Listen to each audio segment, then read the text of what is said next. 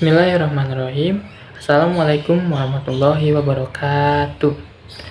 Alhamdulillah saya dapat membuat kembali video untuk presentasi UAS atau ulangan akhir semester. Nah, perkenalkan, nama saya Nizam Fakri Khairullah dari kelas BKI 2C dengan NDM 121401014. Di sini saya akan membahas tentang dua teori, yaitu yang pertama ada teori Piaget dan juga teori humanistik. Oleh karena itu, mari kita simak penjelasan dari saya. Pembahasan yang akan saya bahas yaitu yang pertama, biografi. Yang kedua, pengertian teori kognitif. Yang ketiga, ada perkembangan teori kognitif. Keempat, tahap-tahap perkembangan kognitif Piaget. Yang kelima, eksperimentasi teori perkembangan kognitif Piaget dalam pembelajaran. Baik, kita langsung saja masuk ke pembahasan pertama, yaitu teori Piaget ataupun bisa disebut dengan teori kognitif. Baik, poin pertama yang akan kita bahas yaitu biografi Piaget. Nama Piaget, ke tempat tanggal lahir, Neuchâtel, Switzerland, 9 Agustus 1896. Wafat pada 16 September 1980. Pendidikan PhD di University of Neuchâtel bidang biologi di umur 22 tahun. Pernikahan waktu tahun 1923, istri bernama Valentine, dan mempunyai anak 3. Selanjutnya kita akan membahas poin kedua, yaitu tentang teori kognitif atau pengertian dari teori kognitif. Teori kognitif sendiri adalah salah satu ranah dalam taksonomi pendidikan. Secara umum, kognitif diartikan potensi intelektual yang terdiri dari beberapa tahapan. Yang pertama yaitu ada pengetahuan, ada pemahaman, penerapan, analisis, dan juga sintesis dan evaluasi. Kognitif berarti persoalan yang menyangkut kemampuan untuk mengembangkan kemampuan rasional atau akal. Teori kognitif lebih menekankan bagaimana proses atau upaya untuk mengoptimalkan kemampuan aspek rasional orang lain. Oleh sebab itu, kognitif berbeda dengan teori behavioristik. Dalam kehidupan sehari-hari, kita sering mendengar kata kognitif dari aspek tenaga pendidik. Misalnya, seorang guru diharuskan memiliki kompetensi bidang kognitif. Artinya, seorang guru harus memiliki kemampuan intelektual seperti penguasaan materi pelajaran, pengetahuan mengenai cara mengajar, pengetahuan cara menilai semua, dan aspek lainnya. Pertumbuhan atau perkembangan kognitif terjadi melalui 3 proses, yaitu yang pertama ada organisasi, merupakan istilah yang digunakan Piaget untuk mengintegrasikan pengetahuan ke dalam sistem-sistem.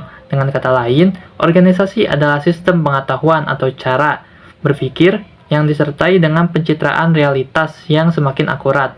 Contohnya, anak-anak yang baru berumur 4 tahun atau 4 bulan mampu untuk menatap dan menggenggam objek. Setelah itu, ia berusaha mengembangkan dua kegiatan ini, misalnya menatap dan menggenggam dengan menggenggam objek-objek yang dilihatnya.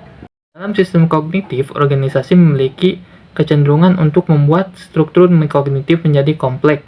Struktur ini disebut dengan skema. Skema adalah pola perilaku organisir yang digunakan seseorang untuk memikirkan dan melakukan tindakan dalam situasi tertentu. Contoh, gerakan refleks menyedot pada bayi yaitu menggerakkan otot pada pipi dan bibir yang menimbulkan gerakan menarik.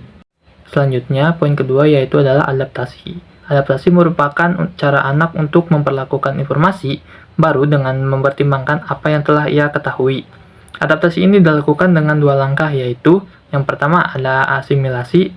Asimilasi merupakan istilah yang digunakan Piaget untuk merujuk pada peleburan informasi baru ke dalam struktur kognitif yang sudah ada. Seorang individu dikatakan melakukan proses adaptasi melalui asimilasi jika individu tersebut menggunakan informasi baru yang ia terima ke dalam pengetahuan mereka yang telah ada. Yang kedua ada akomodasi. Akomodasi merupakan istilah yang digunakan Piaget untuk menunjuk pada perubahan yang terjadi pada sebuah struktur kognitif dalam rangka menampung informasi baru. Jadi dikatakan akomodasi jika individu menyesuaikan diri dengan informasi baru. Melalui akomodasi ini ke struktur kognitif yang sudah ada dalam diri, seseorang mengalami perubahan sesuai dengan rangsangan-rangsangan dari objeknya. Contoh, akomodasi si anak bisa menjawab segitiga siku-siku pada segitiga yang telah diperlihatkan. Selanjutnya yang ketiga yaitu ada ekuilibrasi, yaitu istilah yang merujuk pada kecenderungan untuk mencari pertimbangan atau keseimbangan pada elemen-elemen kognisi. Ekuilibrasi diartikan sebagai kemampuan yang mengetahui dalam diri individu agar ia mampu mempertahankan keseimbangan dan menyesuaikan diri terhadap lingkungannya. Selanjutnya kita akan membahas tahap-tahap perkembangan Piaget. Tahapan perkembangan kognitif menurut Piaget adalah sebagai berikut. Kita bisa lihat di dalam layar ini. Selanjutnya saya akan menjelaskan tentang perkembangan Piaget. Piaget adalah salah satu teori yang menjelaskan bagaimana anak beradaptasi dengan dan menginterpretasikan objek dan kejadian-kejadian sekitarnya. Bagaimana anak mempelajari ciri-ciri dan fungsi dari beberapa objek, yaitu seperti mainan, perabot, dan makanan, serta objek-objek sosial seperti orang tua atau teman sebayanya. Piaget memandang bahwa anak memainkan peran aktif dalam menyusun pengetahuannya mengenai realitas. Anak tidak pasif menerima informasi walaupun proses berpikir dalam konsepsi anak mengenai realitas telah dimodifikasi oleh pengalaman dengan dunia sekitarnya. Namun, anak juga berperan aktif dalam menginterpretasikan informasi yang ia peroleh melalui pengalaman, serta dalam mengadaptasikan pada pengetahuan dan konsepsi mengenai dunia yang telah ia punya. Kita sampai ke pembahasan terakhir, yaitu implementasi teori perkembangan kognitif Piaget dalam pembelajaran. Yang pertama, memfokuskan pada proses berpikir dan proses mental anak, tidak sekedar pada produknya. Di samping kebenaran jawaban siswa, guru harus memahami proses yang digunakan anak sehingga mereka dapat menjawab tersebut. Selanjutnya ada pengenalan dan pengakuan atas peranan anak-anak yang penting sekali dalam inisiatif diri dan keterlibatan aktif dalam kegiatan pembelajaran. Yang ketiga, tidak menekankan pada praktek-praktek yang diarahkan untuk menjadikan anak-anak seperti orang dewasa dalam pemikirannya. Yang terakhir yaitu penerimaan terhadap perbedaan individu dalam kemajuan perkembangan.